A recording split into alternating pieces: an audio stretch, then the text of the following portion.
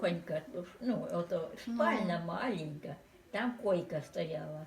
Він там спав, а ми з Катю на дивані тут сяжу.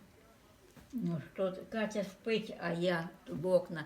Піду його товкну під боки, і то він ляже на бок, маленько втише. Як на спину, то він вже товстий.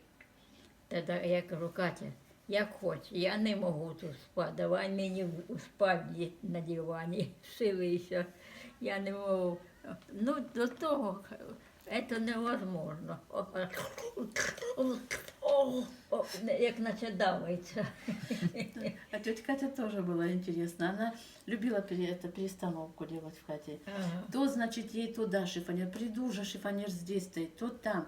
Однажды прихожу, шифонер, это ж как надо было умудриться. Вот тут кровать вот так вот стоит, а там шифонер. Я думаю, как она будет открывать дверки туда? Она раз открыла, я смотрю, она их отпилила. По кровати. И все.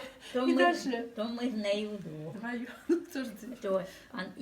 Тогда так мебель надо было доставать, ее нигде не достать. Аж надо было додуматься, даже не пожалеть эту дверки с шифонера. Вона позвала, айда перетягнемо шифонер.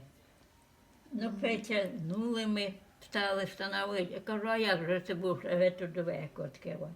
Дивлюся, побігла, ножовку несе. Не повела, перепиляла, що. А там мені недовго стояла, вона його перетягнула. В спальню что, да? В спальню туди. Отпиленные дверки как же? Ну чего так? Притулила потом.